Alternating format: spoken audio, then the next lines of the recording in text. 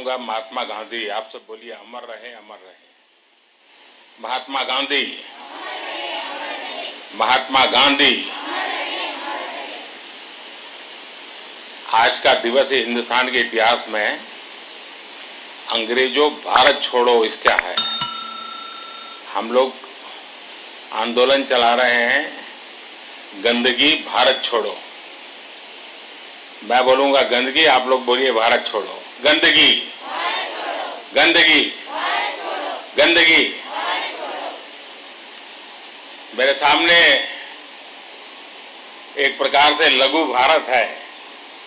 देश के अलग अलग राज्यों के और अलग अलग राज्यों की वेशभूषा में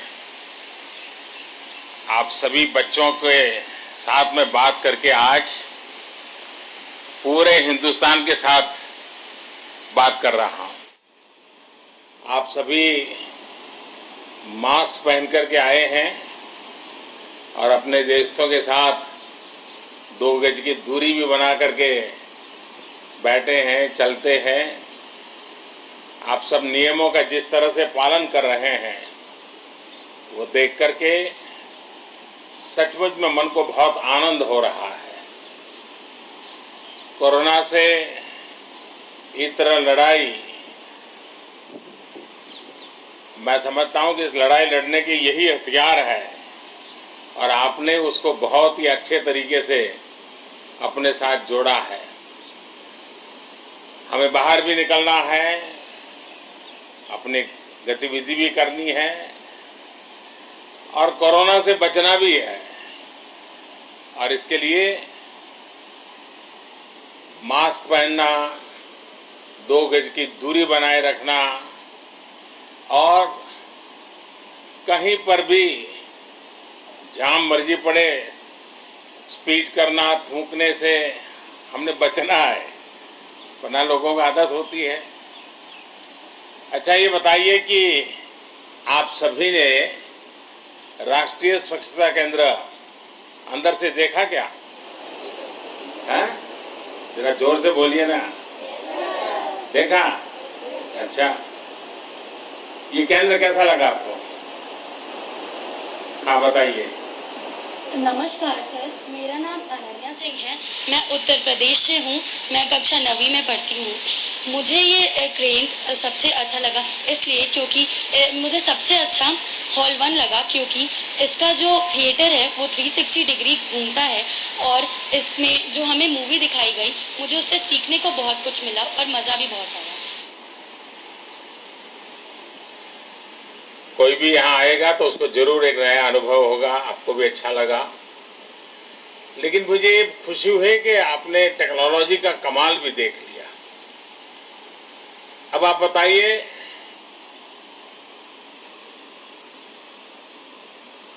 हाँ। जय हिंद सर, मेरा नाम पॉल कायलसांग है। कहाँ से हैं? सर मैं मणिपुर से मणिपुर से 10वीं कक्षा का छात्र हूँ। मुझे वीडियो गेम्स खेलना बहुत पसंद है। अच्छा। इसलिए मुझे स्वच्छता गेम्स खेलने में सबसे ज्यादा मजा आया। तो आप वैसे समय कितना लगा देते हैं वीडियो गेम में? तो मैं वीडियो गेम्स खेलने में मजा जो आता है, इसलिए तो घर के सब लोग नाराज हो जाते होंगे आपसे? हो जाते हैं कभी कभी।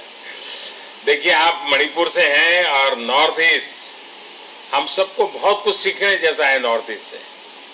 साफ सफाई पर नॉर्थ ईस्ट में इतना बल दिया जाता और एक प्रकार से वहां के व्यक्ति के जीवन में, समाज के जीवन में एक संस्कार है। और जब आप नॉर्थ ईस्ट से यहाँ आए हैं, वीडियो गेम्स के साथ आपने आनंद भी लिया, लेकिन उसमें कुछ न कुछ सीख भी है। आप जीत सकती हो। पक्का? हाँ। देखिए, सभी बच्चों ने ये क्विज कंपटीशन में ट्राई करना चाहिए। इससे हमारा सोचने का तरीका, जल्दी से सोचने का तरीका, इन सारी चीजों को हमें एक आदत हो जाती है, उसका लाभ भी होता है और एक प्रकार से फ्रेशनेस, मन भी प्रफुल्लित हो जाता है, फ्रेशनेस, रिफ्रेश हो जाते हैं और इंफॉर्मेशन भी अंदर जुड़ती चली जाती है। हमारा कैपेसिटी सॉफ्टवेयर हमारा और तेज हो जाता है। और कोई है जो कुछ कहना चाहते हैं? हाँ, जय हिंद सर। सर मैं आर शंकर तमिलनाडु से कक्षा 10वीं का छात्र हूँ। वणक्कम। वनकम सर।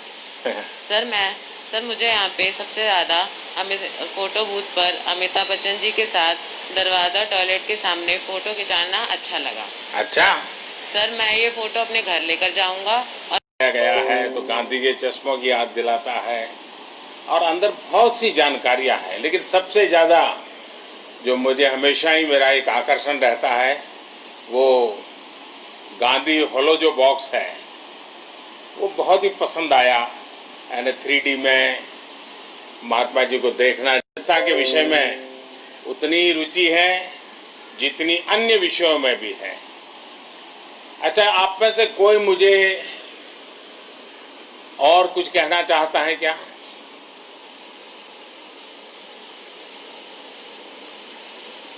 तो मैं अपनी बात करूं अब?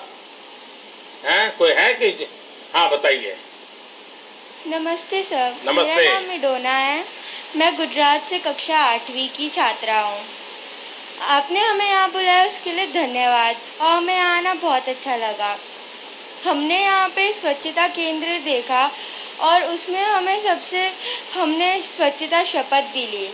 तो आपके हिसाब से हम बच्चे इसमें मदद कैसे कर सकते हैं?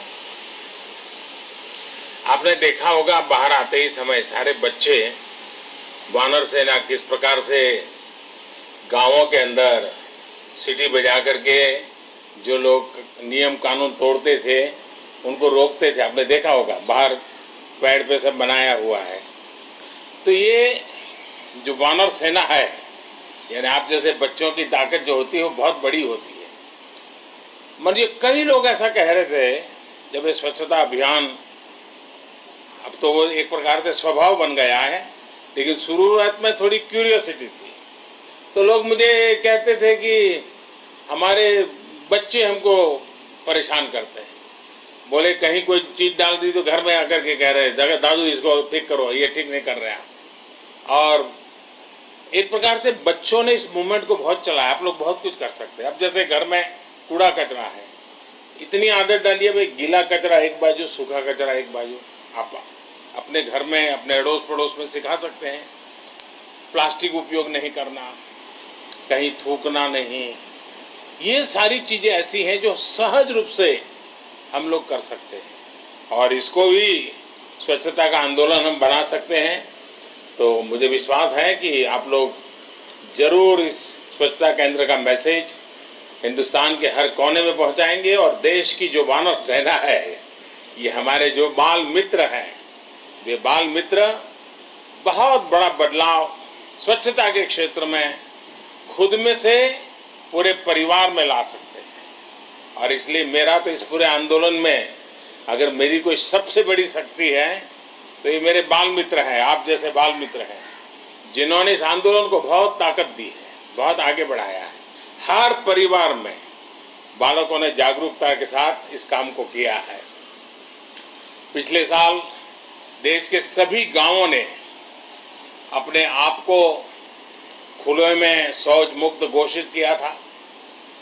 इस सफलता को आगे बढ़ाने के लिए आप जैसे स्वच्छता चैंपियन बहुत बड़ी भूमिका निभाने वाले हैं। शहर से लेकर गांव तक और स्कूल से लेकर घर तक आप ही बड़ों को रास्ता दिखा सकते हैं कि वह साफ सफाई का ध्यान रखे। सबसे पहले तो अपने अपने घरों में ध्यान दीजिए। और जैसा मैंने आपको कहा, गीला कचरा, सूखा कचरा, अलग अलग डिब्बे, छोटी छोटी चीजें हैं, लेकिन इसको आप कीजिए। मुझे विश्वास है कि पक्का आप अच्छा परिणाम लाएंगे। तो मुझे बहुत खुशी हुई आप लोगों से बात करने का मुझे मौका मिला। तो हम आगे चलें अब।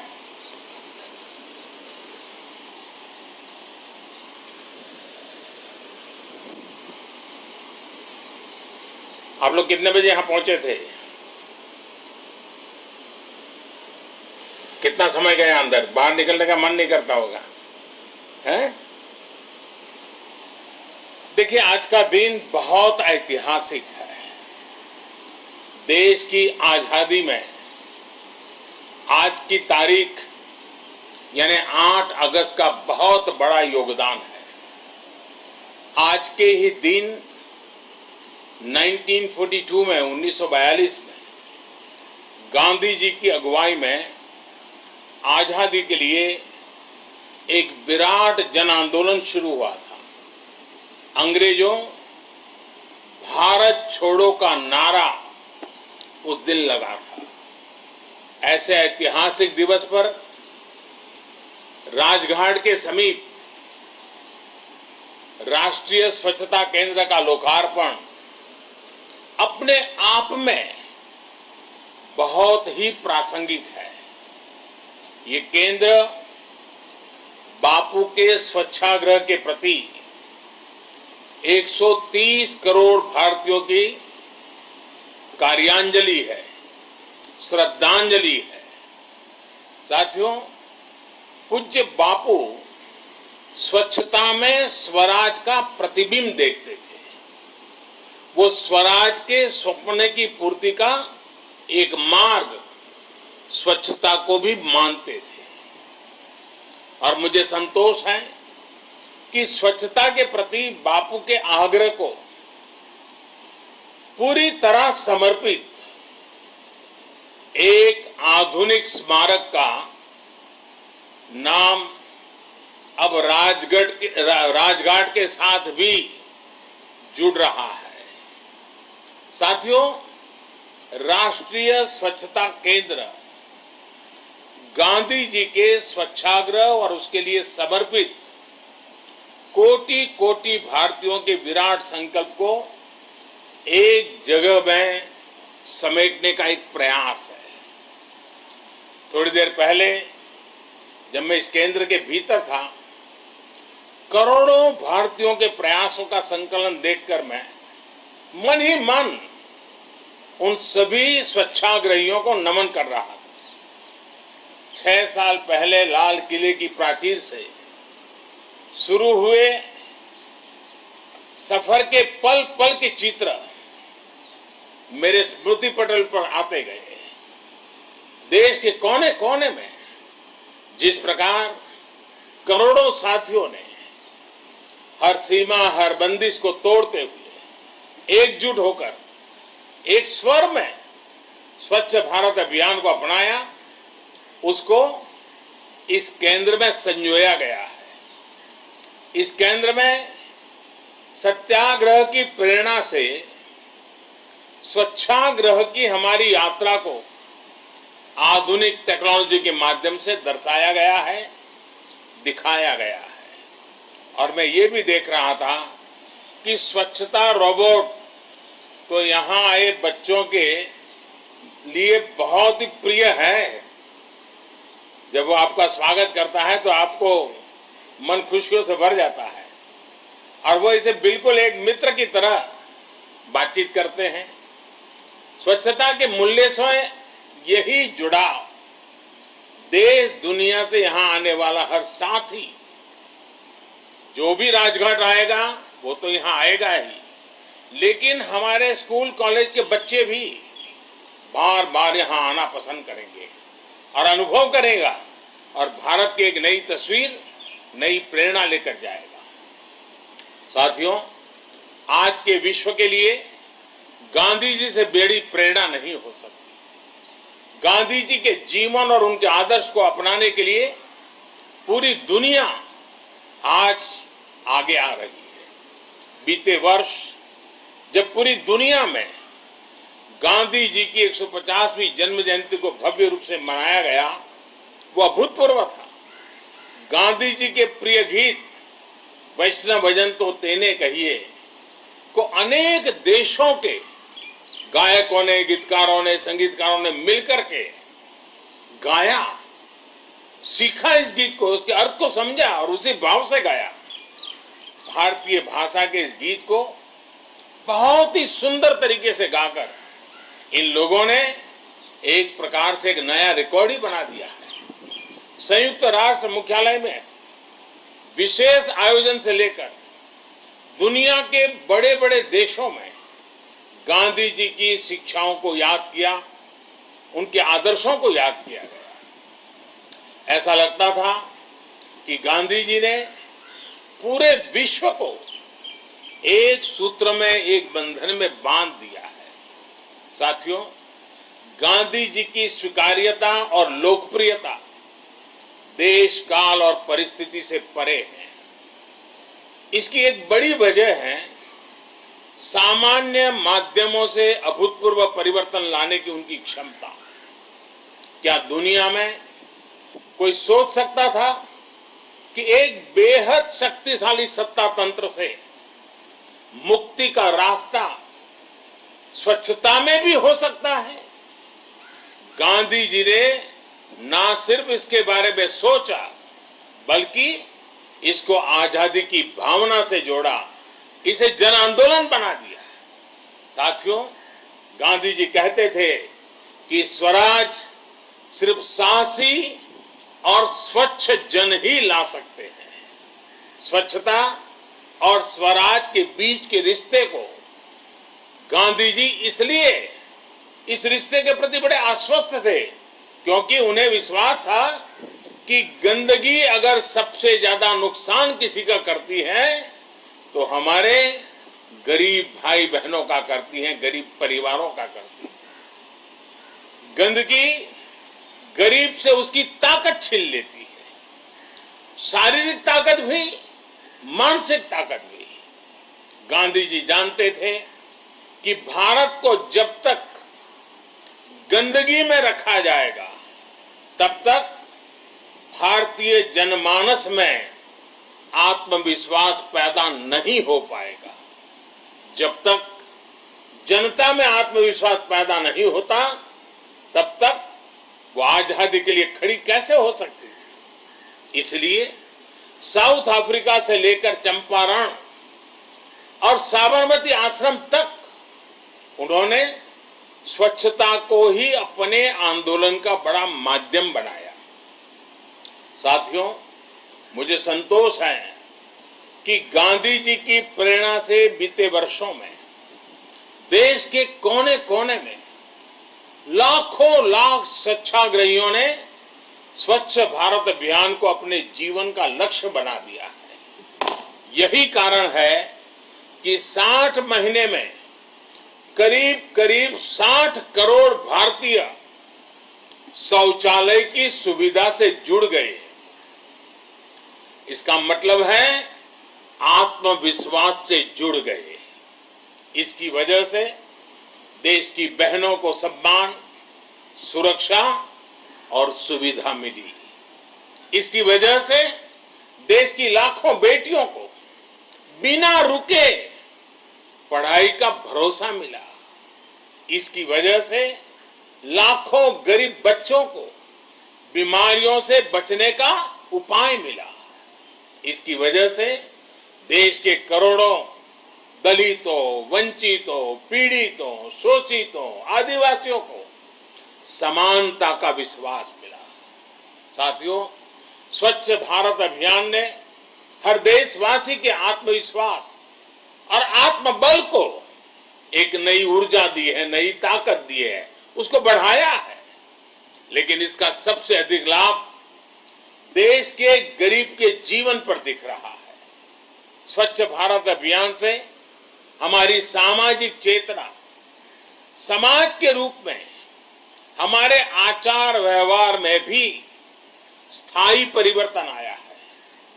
बार बार हाथ धोना हो, हर कहीं थूकने से बचना हो, कचरे को सही जगह फेंकना हो, ये तमाम बातें सहज रूप से, बड़ी तेजी से सामान्य भारतीय तक हम पहुंचा पाए हैं।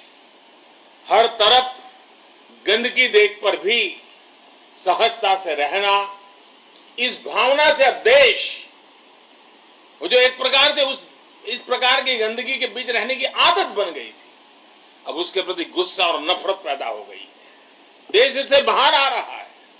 अब घर पर या सड़क पर गंदगी फैलाने वालों को कोई न कोई तो मिलेगा जो टोकता है, ये कहता है ये ठीक नहीं कर रहे हो। ये अच्छी बात है। और ये काम सबसे अच्छे तरीके से कौन करता है?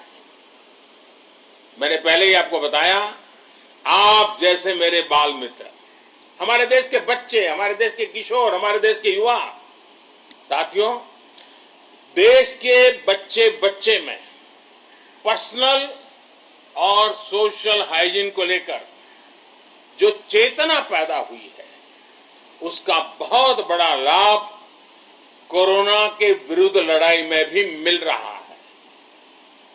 आप जरा कल्पना कीजिए, अगर कोरोना जैसी महामारी 2014 से पहले आती तो क्या स्थिति होती?